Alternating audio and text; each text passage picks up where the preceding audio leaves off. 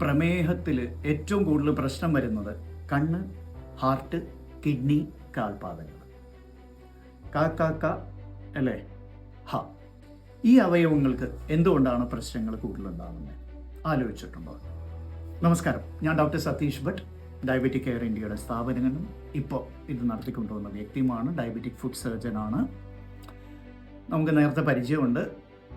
ഒരുപാട് വർഷങ്ങളായിട്ട് ഈ ചാനൽ നടത്തുന്നുണ്ട്. ആൻഡ് നിങ്ങളുടെയൊക്കെ അനുഗ്രഹത്താൽ വളരെ നല്ല റീച്ചാണ് ഇതിന് കിട്ടിയിരിക്കുന്നത്. ഇനിയും നമുക്ക് പുതിയ പുതിയ കാര്യങ്ങൾ ചർച്ച ചെയ്യാം. അതിൻ്റെ ഭാഗമായിട്ട് ഇപ്പോൾ പ്രമേഹത്തിൽ, ഡയബറ്റിക്സിൽ എന്തുകൊണ്ട് ഈ 4 അവയവങ്ങൾ കണ്ണ്, ഹാർട്ട്, കിഡ്നി, കാൽപാദങ്ങൾ ഇവയ്ക്ക് ഏറ്റവും കൂടുതൽ പ്രശ്നം ഉണ്ടാകും? ഏറ്റവും കൂടുതൽ പ്രശ്നം എന്ന് പറയുന്നത് ഡയബറ്റീസിൽ ബ്ലഡ് ഷുഗർ കൂടിയിരിക്കുന്നു എന്നുള്ളത് മാത്രമല്ല. ഡയബറ്റീസിൽ ബ്ലഡ് ഷുഗർ കൂടിക്കിടക്കുമ്പോൾ അതിൻ്റെ ഓക്സിഡേറ്റീവ് സ്ട്രെസ് എന്ന് പറയുന്ന ഒരുപാട് പ്രക്രിയകൾ, ഒരുപാട് ബയോകെമിക്കൽ പ്രക്രിയകൾ അതിൽ നടക്കുന്നുണ്ട്. ഓക്സിഡേറ്റീവ് സ്ട്രെസ്, അതുപോലെ advance glycation end products AGEs എന്ന് പറയുന്ന വേറെ ചില രാസപദാർത്ഥങ്ങളുടെ പ്രവർത്തനവും അവിടെ പ്രശ്നങ്ങളാവും. എന്ത് തരത്തിലുള്ള പ്രശ്നങ്ങൾ ഉണ്ടാകുന്നത്? ഏറ്റവും ചെറിയ രക്തക്കുഴലുകളെ ബാധിക്കുന്ന ഒരു രോഗമാണ് ഡയബറ്റീസ്, അതായത് മൈക്രോ വാസ്കുലർ ഡിസീസ്. അപ്പോൾ ഏറ്റവും ചെറിയ രക്തക്കുഴലുകൾ സ്ഥിതി ചെയ്യുന്ന എല്ലാ അവയവങ്ങളെയും ഇവൻ കയറി പിടിക്കും. ആ അവയവങ്ങൾ ഏതൊക്കെയാണ്? കണ്ണുകൾ, ഹാർട്ട്, കിഡ്നി, കാൽപാദങ്ങൾ. ഇതിൽ തന്നെ ഏറ്റവും പ്രധാനമായിട്ടും വളരെ ചെറിയ രക്തക്കുഴലുകൾ സ്ഥിതി ചെയ്യുന്ന കണ്ണുകളിലും കിഡ്നികളിലും കാൽപാദങ്ങളിലും. അതാണ് ഞാൻ പറഞ്ഞ ഹ. ഇതോർത്താൽ മതി. അപ്പോൾ ഈ 4 അവയവങ്ങളുടെ പരിശോധനയും കൃത്യമായ ചികിത്സയും അത്യന്താപേക്ഷിതമാണ്, അനിവാര്യമാണ്. അങ്ങനെ ചെയ്തില്ലെങ്കിൽ നമ്മൾ ഡയബറ്റീസിൻ്റെ ട്രീറ്റ്മെൻറ്റ് ഒരിക്കലും ഫലപ്രദമാവില്ല. അപ്പോൾ ഷുഗർ കൺട്രോൾ ചെയ്യുന്നതിൽ മാത്രമേ പലരും ശ്രദ്ധിക്കാറുള്ളൂ. ഈ അവയവങ്ങൾക്ക് എന്തൊക്കെ പരിശോധനകളാണ് വേണ്ടതെന്നുള്ളതിന് വ്യക്തതയില്ല. അപ്പോൾ അവയവങ്ങൾക്ക് പ്രശ്നമുണ്ട്, എന്ത് പരിശോധനകളാണെന്ന് പറഞ്ഞില്ല എന്ന പരാതി വേണ്ട, അത് പറഞ്ഞുതരാം. കണ്ണുകളുടെ പരിശോധന എല്ലാ 6 മാസം കൂടുമ്പോഴും അറ്റ്ലീസ്റ്റ് വർഷത്തിലൊരിക്കലെങ്കിലും നേത്ര പരിശോധന മസ്റ്റാണ്. നേത്ര പരിശോധനയ്ക്ക് നിങ്ങൾക്ക് ഇഷ്ടമുള്ള ഓഫ്തൽമോളജിസ്റ്റിനെ കാണാം, നിങ്ങൾ കണ്ണാശുപത്രിയിൽ. ബട്ട് നിങ്ങൾ ഡയബറ്റിക് ആണ് എന്ന് അവരോട് പറയണം. അപ്പോൾ ഡൈലേറ്റഡ് എക്സാമിനേഷൻ തന്നെ മസ്റ്റാണ്. Point number 1. പോയിന്റ് നമ്പർ 2, ഹാർട്ടിൻ്റെ. നിങ്ങൾ പുകവലിക്കുന്ന വ്യക്തിയാണ്, അല്ലെങ്കിൽ നിങ്ങൾക്ക് മുൻപ് എന്തെങ്കിലും ഒരു തരത്തിലുള്ള ഹൃദ്രോഗം വന്ന വ്യക്തിയാണ്, അല്ലെങ്കിൽ നിങ്ങളുടെ കുടുംബാംഗങ്ങൾക്ക് ആർക്കെങ്കിലും ഹൃദ്രോഗം വന്നിട്ടുണ്ടെങ്കിൽ നിർബന്ധമായും എവറി 6 months അല്ലെങ്കിൽ അറ്റ്ലീസ്റ്റ് നേരത്തെ പറഞ്ഞ പോലെ വർഷത്തിലൊരിക്കലെങ്കിലും നിങ്ങൾ ഒരു ഹൃദയാരോഗ്യ ഇത് നടത്തണം, പരിശോധന നടത്തണം. അതിൻ്റെ പലർക്കും പല രീതിയിലായിരിക്കാം. ചിലവർക്ക് ECG, TMT, എക്കോ മാത്രമായിരിക്കാം. ചിലർക്ക് ഇതിൻ്റെ കൂടെ തന്നെ ചില രക്തപരിശോധനകളും ചെയ്യാനുണ്ട്. ഉദാഹരണം, ഹാർട്ട് ഫെയിലിയർ പോലെയുള്ള ചില അവസ്ഥകൾക്ക് ചില പ്രത്യേക രക്തപരിശോധനകൾ ചെയ്യേണ്ടി വരാറുണ്ട്.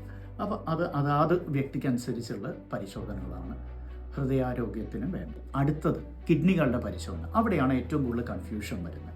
കാരണം എന്താണെന്ന് വെച്ചാൽ കിഡ്നി പരിശോധന എന്ന് പറയുമ്പോൾ എല്ലാവരും ക്രിയാറ്റിനിൻ ചെയ്താൽ മതി എന്ന് കരുതും. പോരാ.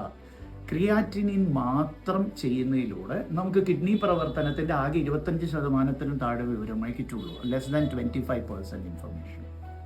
ഒരു ക്ലോസ് ടു 100% ഇൻഫർമേഷൻ നമുക്ക് കിട്ടണമെന്നുണ്ടെങ്കിൽ urea, creatinine, uric acid, serum electrolytes, urine albumin creatine ratio, cystatin C എന്ന് വേണ്ട ഇതുപോലെ ഒരുപാട് പരിശോധനകൾ. ചിലവർക്ക് അൾട്രാസൗണ്ട് ചെയ്യേണ്ടി വന്നേക്കാം, ചിലർക്ക് 24 hour യൂറിൻ പ്രോട്ടീൻ ചെയ്യേണ്ടി വന്നേക്കാം.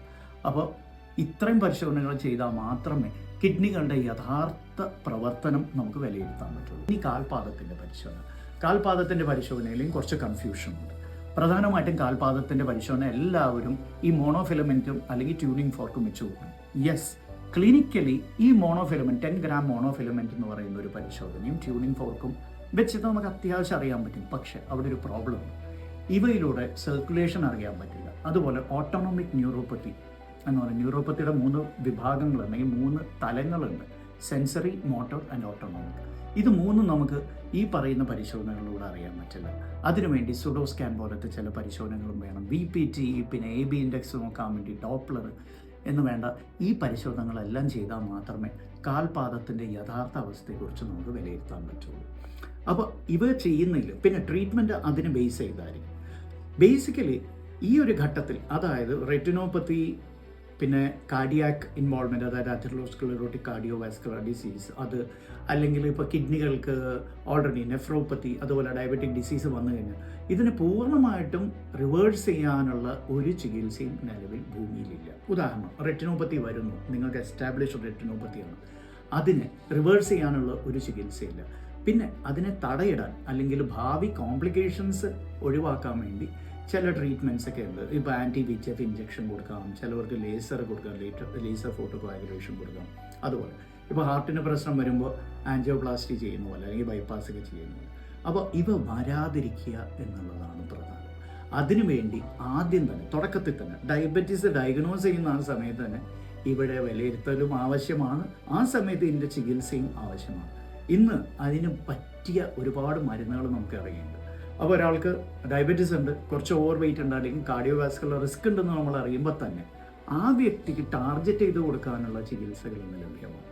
അവ തുടങ്ങണം. കാരണം ഒരിക്കൽ കൂടി പറയട്ടെ, ഡയബറ്റീസ് എന്നുള്ളത് ബ്ലഡ് ഗ്ലൂക്കോസ് കൂടിക്കിടക്കുന്ന ഒരവസ്ഥ മാത്രമേ.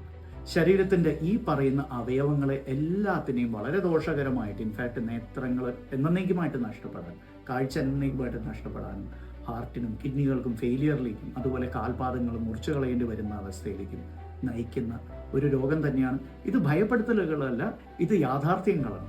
ഇത് നമ്മൾ പറയുമ്പോൾ ആൾക്കാർ കരുതുന്നത് നമ്മളെന്തോ ഭയപ്പെടുത്താൻ വേണ്ടി പറയാമെന്ന് അല്ല. These are the facts. In fact diabetes is the second most important reason for lower limb amputations. അതായത് കാൽപാദങ്ങൾ മുറിച്ചു കളയാൻ വേണ്ടി രണ്ടാമത്തെ പ്രധാന കാരണമാണ്. ആദ്യത്തേത് റോഡ് ട്രാഫിക് ആക്സിഡൻസ് ആണ്, രണ്ടാമത്തെ ഡയബറ്റീസ്. പ്രിവെൻറ്റബിൾ അല്ലത്.